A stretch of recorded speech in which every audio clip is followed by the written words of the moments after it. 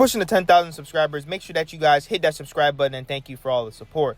So Jimmy Butler says, I have no ego, and I'm not the number one option. I'm great with that. I know my role. I know a lot of people are going to say, oh, well, why are you talking about Jimmy Butler? Because he pretty much did this same thing in Miami. Now, is he wrong about what he said? No. Obviously, Steph is the number one option, but when you're getting paid $60 million, $120 million for 2 years, they're going to pretty much need you to be the number one option. They're going to need you to be right behind Steph to lead this team. Not Kuminga, not Draymond, not Pozinski, none of those guys. They are looking at you. You are their big move. You are the move. I mean, look at the comments. Look at the comments. Listen, I will never take anything away from Jimmy Butler. Jimmy Butler was phenomenal with the Miami Heat. He is the definition of doing more with less. 2 NBA Finals, 3 Eastern Conference Finals, blood, sweat, and tears, 56 points, 45 points going against Bron, the Celtics, the Bucks. He was phenomenal. But that is my biggest beef with Jimmy Butler, is that he wants to get paid as a number one option, but then does not want the accountability, and he does not want the responsibility that comes with that. You can't get paid $120 million, but then saying that, oh, but I'm not the number one option. You pretty much are, my man. Yes, Steph is there, and I acknowledge that. But you are pretty much the number one option right behind him. It's not going to be Draymond. It's not going to be Kuminga. They don't even like Kuminga. Okay, but that's what it's about for me. But let's see what Jimmy Butler does. I'm not saying he's wrong for what he said, but I'm going to watch Jimmy Butler this season. We already know it's going to be, 20, 30 games in. He's going to miss a few games. He's going to be half-assing it out there and jogging. And Golden State Warriors are going to be pissed. They already pissed. Look at the comments. Man, when I see stuff like this, what are Bam and Ja talking about? I know the Miami Heat are saying that they're looking towards 2027. That is exactly why I say this season, there is no excuse for nobody. Bam, Tyler, Spo, Mickey, Pat, all of them. Because at the end of the day, we need to figure out, what is this team doing? What are we going to be doing going forward when it comes to roster construction? Who are we signing? Who are we trading? Who are we these are the questions that the Miami Heat need to answer immediately. And honestly, one of the biggest things, I know a lot of people say, oh, the offense is terrible. The Miami Heat were 0-6. We need a point guard. I know a lot of people are going to say Kasparov is not ready, and I don't think he's ready either.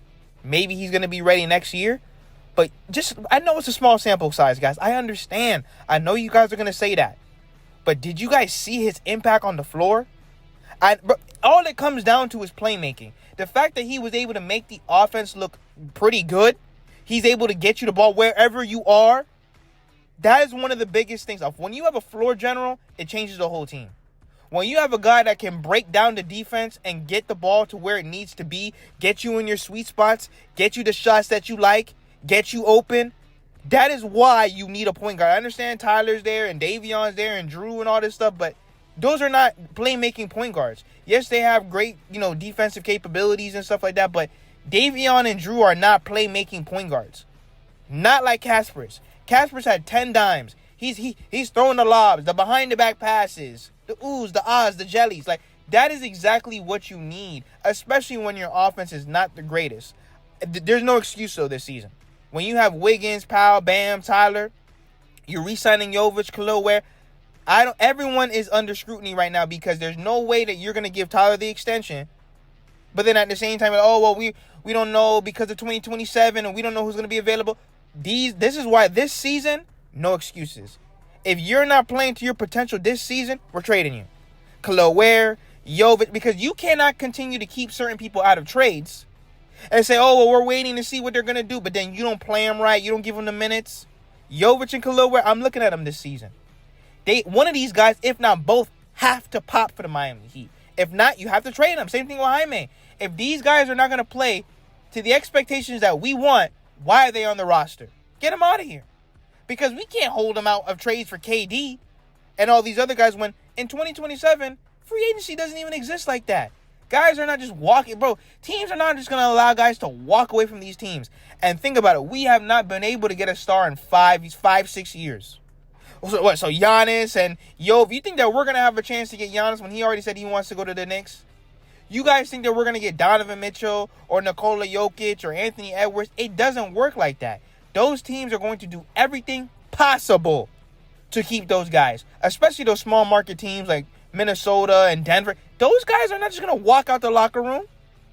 And even if they do, you're going to have to give up the whole team, the coach, the cheerleaders, the arena, everything under the sun for those guys. Now, the rumors are already swirling. They do not want to pay Tyler Herro that contract extension, and I'm going to be firm on this. We have to sit back and relax.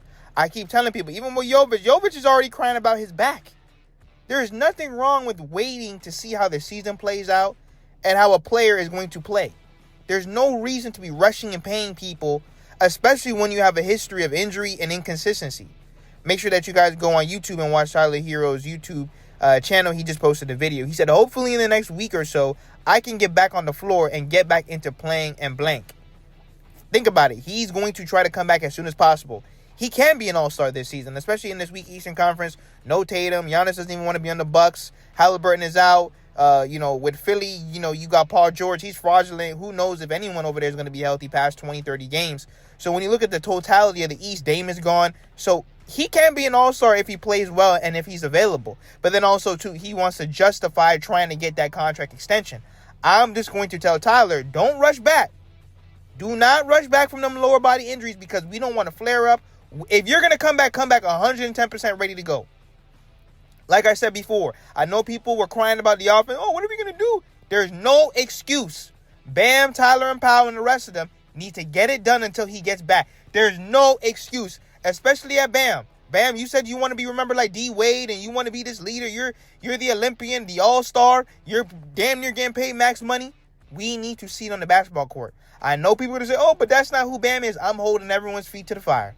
I told you guys this season, I'm holding everyone's feet to the fire. Everyone's getting smoked. Everyone's getting fried if they're not doing what they're supposed to be doing on that basketball court. But yes, when Tyler Herro gets back, I'm expecting him to cook. And he's going to have to if he wants to get that contract extension. And I wonder, let me know in the comment section, do you guys think the Miami Heat will pay him or not? An old school vet, the way my body feels. Firefly, you gonna see Firefly? This shit right here, this will have my foot like just moving. Oh, damn. Yeah. And it's going straight down into where like I got the surgery at. So this is one of the better things for my foot right now that we've been doing. Hopefully in like the next week or so I'll be back on the floor and get back into the plane and shit like that. Now the Miami Heat, they cut Precious Achiuwa.